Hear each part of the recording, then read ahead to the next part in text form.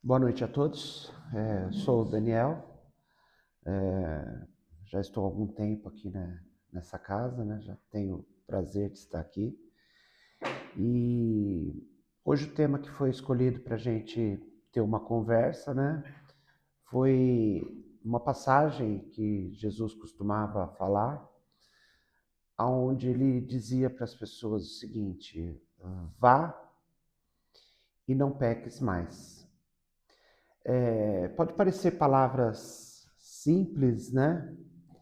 Mas elas trazem muita informação ali por trás dela. E eu queria pegar duas passagens para a gente falar um pouco sobre elas.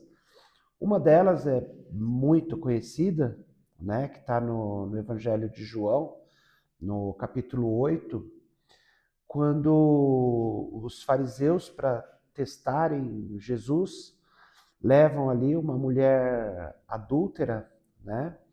E eles colocam aquela mulher e perguntam para Jesus, né? Falam assim, ela foi pega em adultério. E segundo a lei de Moisés, né? Ela teria que ser apedrejada. E que Jesus diria daquilo, né? Querendo colocar Jesus numa situação complicada, né? Porque se ele fala que pode apedrejar, puxa, não era essa a tarefa que Jesus tinha vindo trazer. E se ele fala que não pode apedrejar, ele estava indo contra a lei de Moisés, né? Que era o que ditava as regras daquele povo judeu naquele momento, né? E Jesus ali, ele para um pouco para refletir, vai rabiscando alguma coisa na areia. Eu acho que todo mundo quer saber o que Jesus escreveu, o que Jesus desenhou ali na areia, né? E aí Jesus pega e responde o seguinte: que atire a primeira pedra aquele que nunca pecou.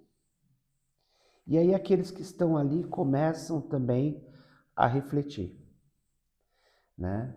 E aí os mais velhos começam a sair, provavelmente porque os mais velhos a gente já começa, né?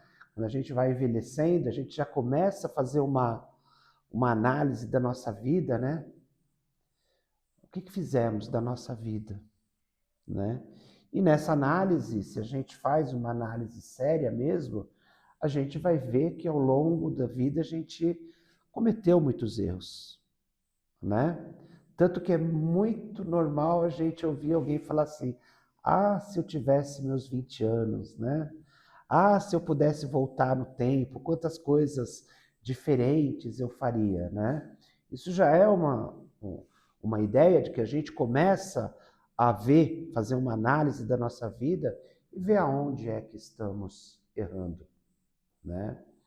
Então, Jesus, ele nos convida ali para que a gente não julgue. E a gente é muito bom em fazer as duas coisas, porque todos aqueles que estavam ali, eles já queriam fazer o quê?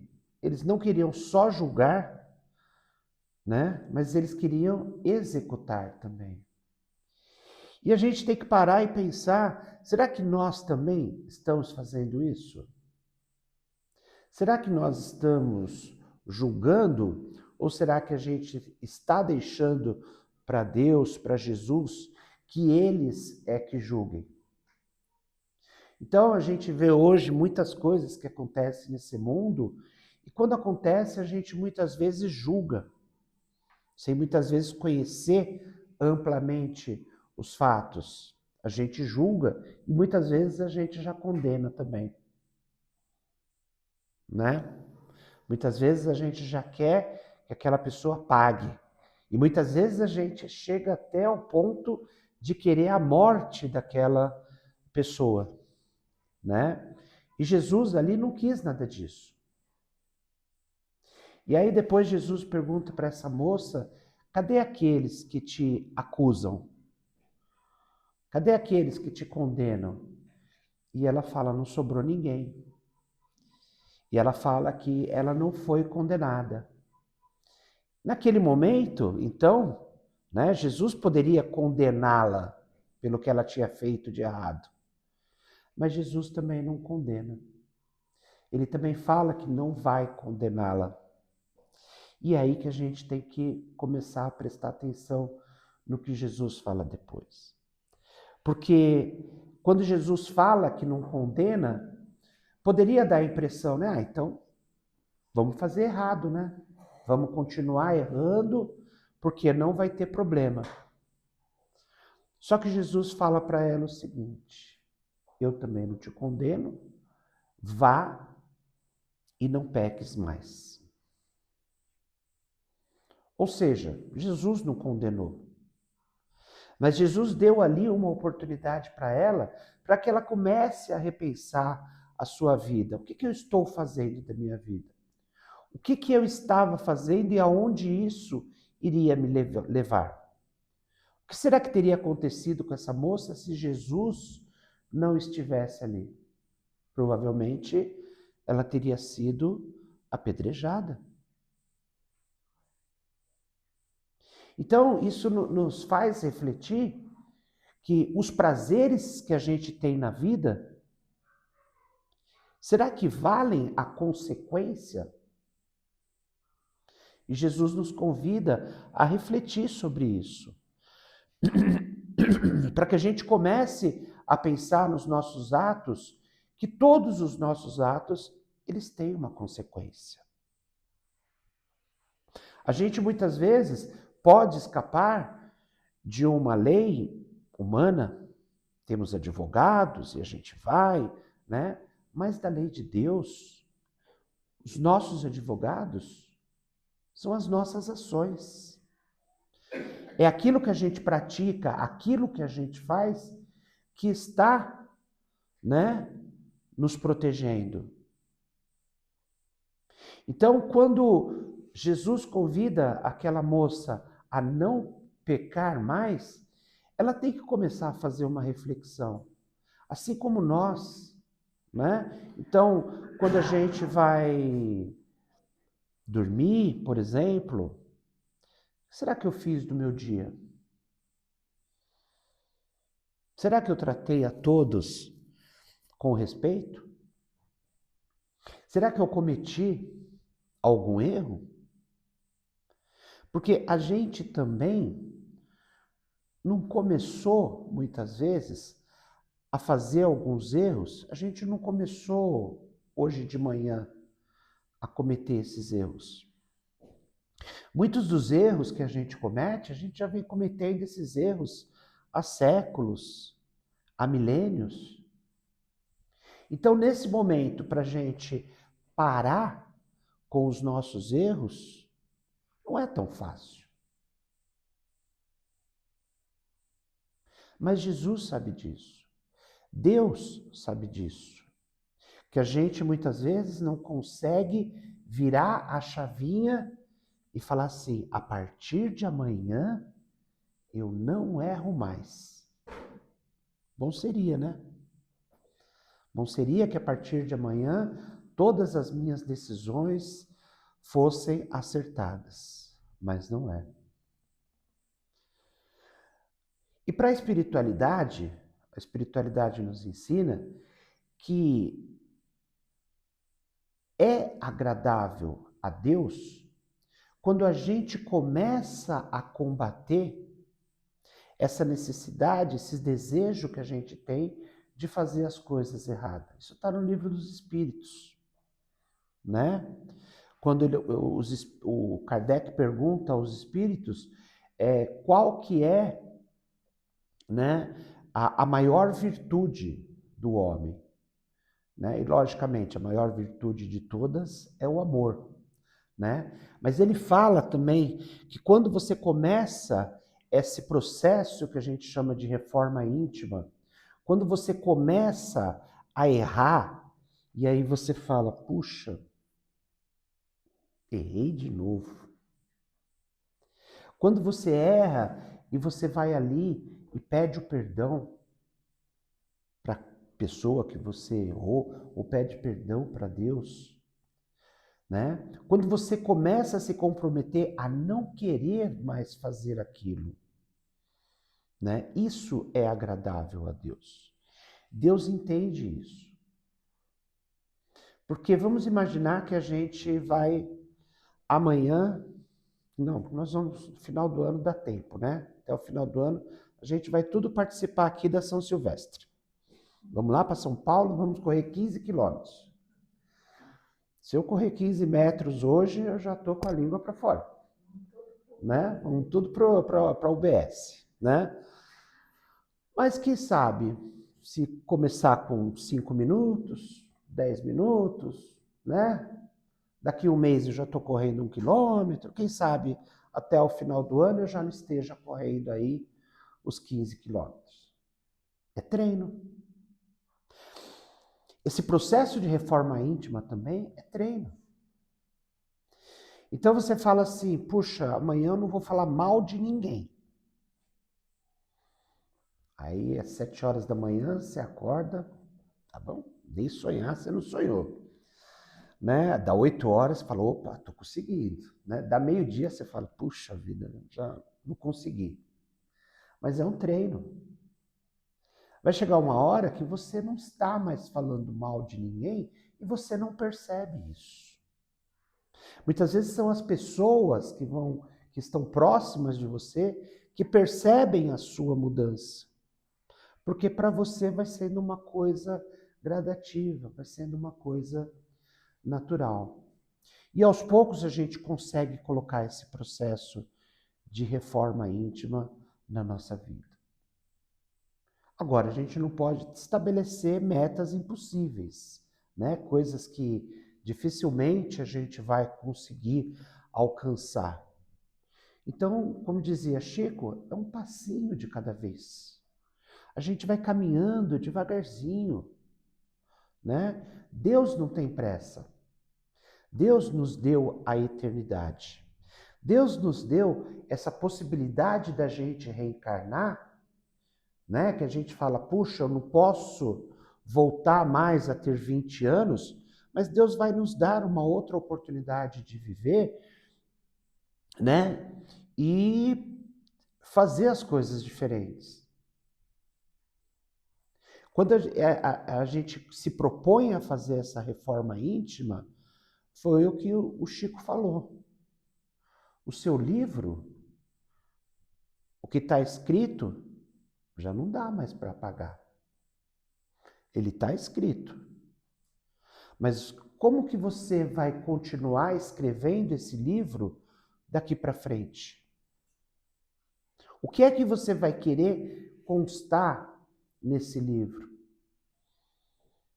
Para quando chegar o momento do julgamento, você pelo menos ter uma defesa ali para Jesus. Ó, você está vendo que a partir daqui, ó, as coisas começaram a mudar?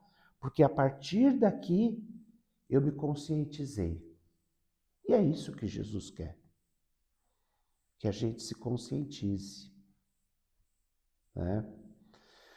Numa outra passagem também, em que Jesus fala essa frase, é também no Evangelho de João, no capítulo 5, onde tem ali um paralítico, que eles estão, todos aqueles que estão ali em sofrimento, com dores, né, estão ali numa piscina, e eles estão à espera de um anjo, que o anjo desce as águas da piscina. Quando as águas da piscina se movimentam, aquele que primeiro pular na piscina, que tiver alguma dor, algum sofrimento, ele vai ser curado.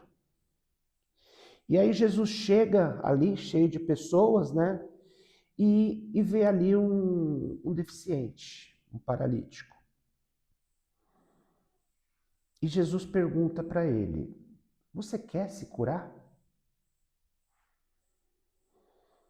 Parece uma pergunta boba. Paralítico, com dores, sofrendo, né?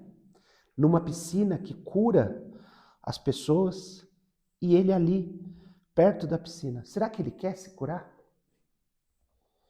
Por que Jesus então pergunta para ele se ele quer se curar? E vamos fazer essa pergunta para a gente. A gente quer se curar dos nossos males? Das nossas dores? Das nossas angústias?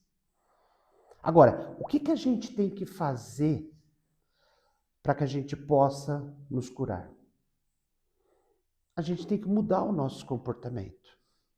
Eu não posso continuar fazendo as mesmas coisas e querer um resultado diferente. Não dá.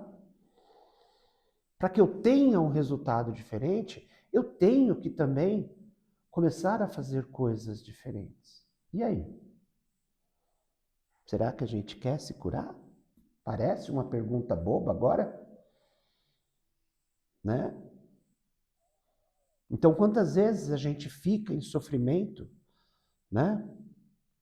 Cada hora aparece um boleto novo para a gente pagar. E esse boleto não é das Casas Bahia, não, né? É a família, é o trabalho, é o vizinho. Cada hora aparece algum probleminha na vida da gente, né? Na hora que a gente resolve um problema, dá aquela respirada, dali a pouco aparece outro. E a nossa vida é assim. E adianta ficar reclamando? Adianta ficar me colocando de vítima? Por que eu? Por que Deus me escolheu? Então vai atrás da resposta. Por que Deus te escolheu para ter esse problema? Será que foi de graça? Será que Deus acordou e falou assim, bom, hoje você, né? Hoje é você que vai pagar. Não. O Espiritismo nos ensina que quando as coisas acontecem na vida da gente, a gente tem que fazer uma análise e falar o que eu fiz nessa vida, né? Para que possa estar acontecendo isso comigo. Não fiz nada. Fiz essa análise e não achei nada. Então, se eu não achei nada nessa vida, o que eu estou pagando agora são das minhas vidas passadas. Lá atrás, com certeza, eu fiz alguma coisa. Por isso que a gente tem que pensar muito bem nas nossas ações. Porque uma ação que a gente tem, ela pode ser refletida daqui a 200, 300, 500, daqui a 1000 anos. Porque a justiça de Deus, ela vai ser feita. Por isso que a gente tem que colocar tudo na mão de Deus. Se alguém faz alguma coisa para a gente, vamos colocar isso daí na mão de Deus. Porque Deus vai julgar isso daí, e não nós. Nós não temos que julgar, não temos que condenar. E ali aquele paralítico, ele responde para Jesus que sim, que ele quer se curar.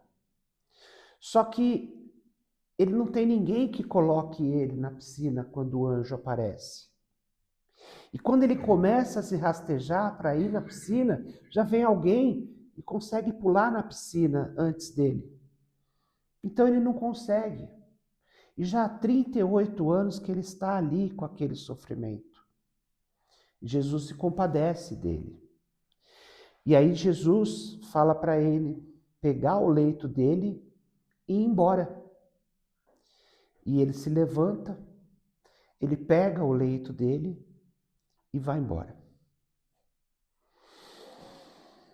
E vê como muitas vezes a gente coloca o nosso foco, a nossa atenção nas coisas erradas.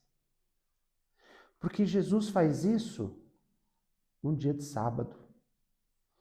E o sábado para os judeus é um dia sagrado. É um dia que não podia trabalhar. E como que aquela pessoa, ela pega aquele leito e sai carregando? Não pode. Não pode fazer isso. Era sábado. E todos que estavam ali começam a criticar. Puxa, ele estava ali paralítico.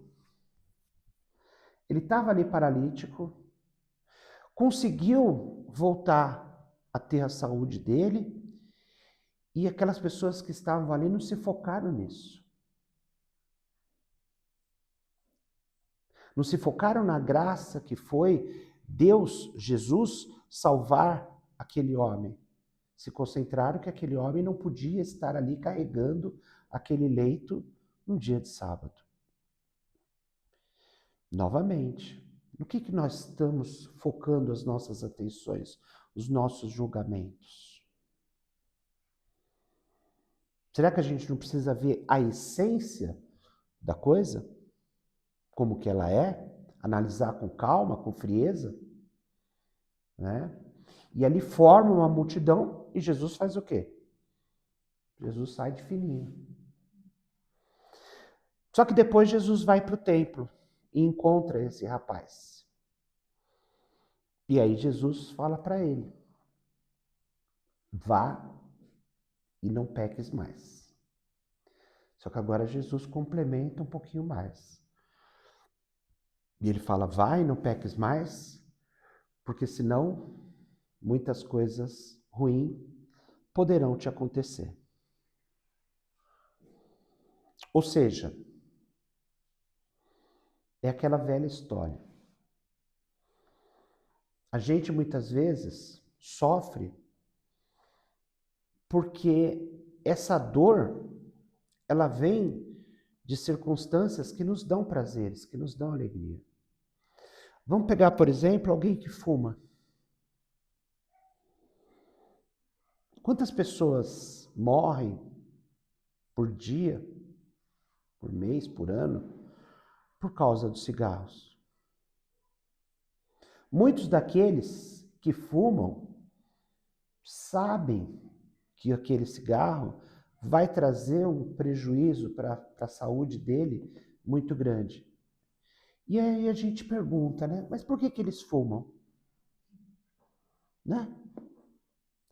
Aí a gente vai no hospital, vai passar no médico, aí quando chega lá, olha, o médico está fumando. Esse cara não sabe que vai fazer mal para a vida dele? Sabe. Fez lá 6 anos de faculdade, sabe que vai fazer mal. Mas dá prazer. Então, quantos erros que a gente comete que nos dão prazer? E aí a gente tem que falar, mas peraí, que prazer que é esse? Porque o cigarro é bom, ele dá prazer, né? Mas só que tem um maçozinho lá, ele tem que ir um atrás do outro, né? Porque o prazer, ele é o quê? Ele é momentâneo. Se você for fumante, você fumar um cigarro, né? Um dia só, um cigarro não te satisfaz. Você vai precisar de outros, e outros, e outros. E por aí vai. E a gente também é assim na nossa vida. A gente comete um erro aqui, comete outro ali, e vai, porque vamos dando pequenos momentos de alegria, pequenos momentos de felicidades. Agora, aonde que está a felicidade real? Que é o que a gente tem que começar a pensar. Aonde é que está a felicidade verdadeira? E essa felicidade real, essa felicidade verdadeira, ela está ao lado de Jesus. Então, se você quiser essa felicidade, você tem que estar acompanhando Jesus. Você tem que estar no caminho de Jesus para chegar até Deus. Se a gente parar agora e tentar fazer um desenho, vamos fazer um desenho aqui. Vamos desenhar o inferno, né? Rapidão. Tá, desenhar o inferno. Agora, desenha o paraíso. Ainda falta para gente compreensão para entender.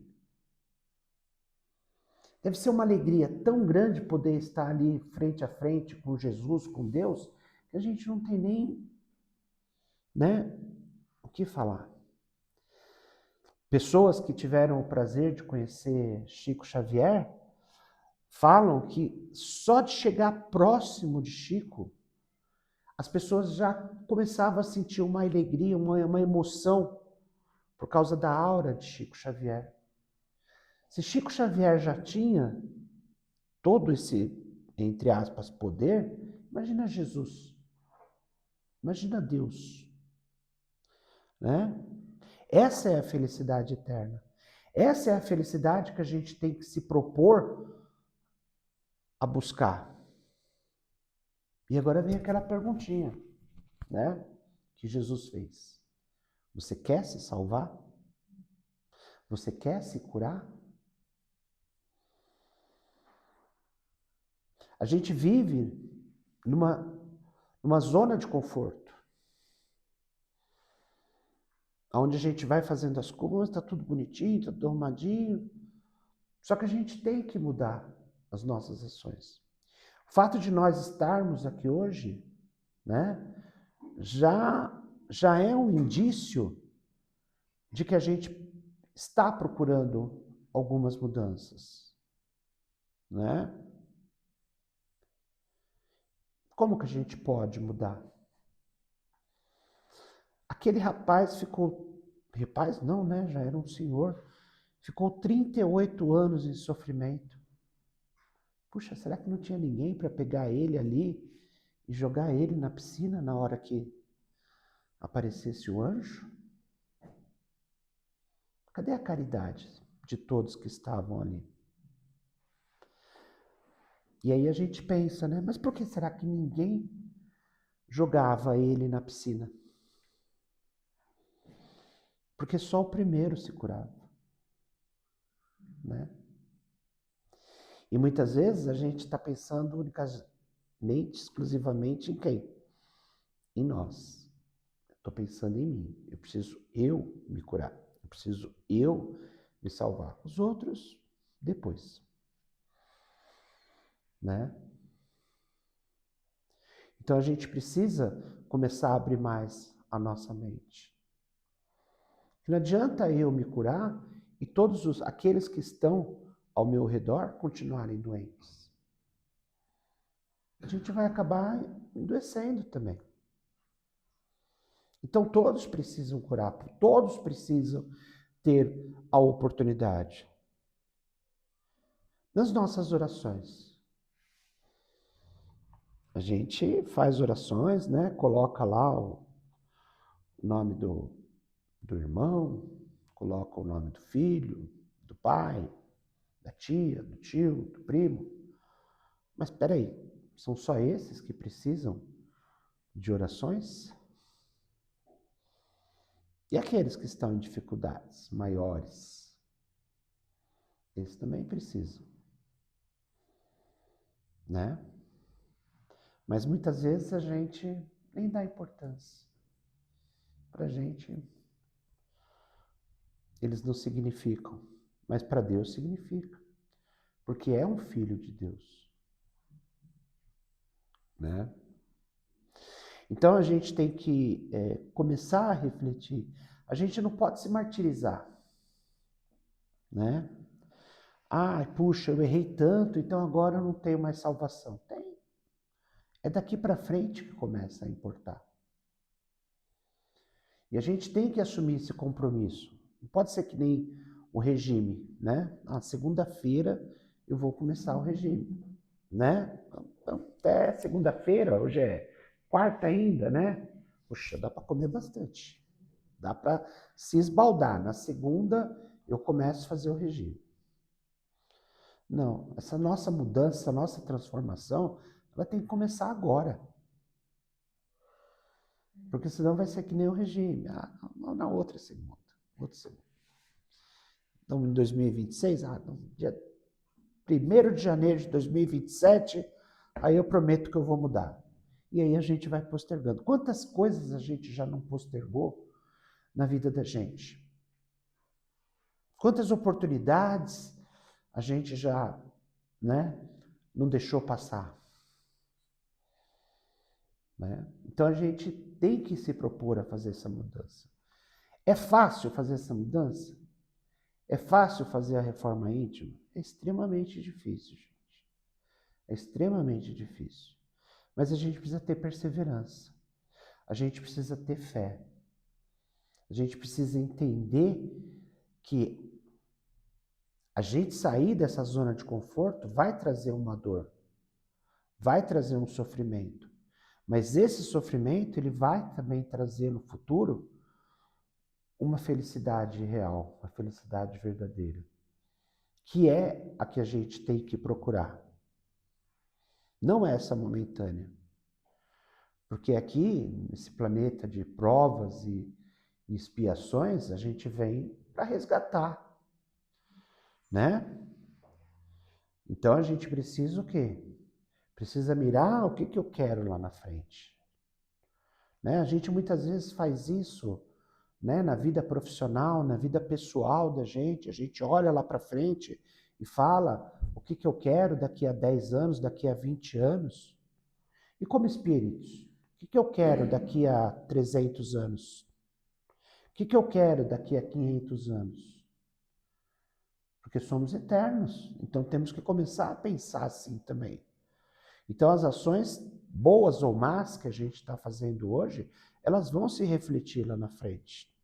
Então está na hora da gente começar a ter essas boas ações no nosso dia a dia, para que ela vire um hábito e a gente comece a fazer e ela passa a ser algo natural na vida da gente, né? Então fica aí para gente essa reflexão, né? De que os nossos erros são como uma mochila que a gente vai carregando. E cada erro, né, ele vai entrando nessa mochila. Vai chegar uma hora que a gente não vai mais conseguir carregar essa mochila.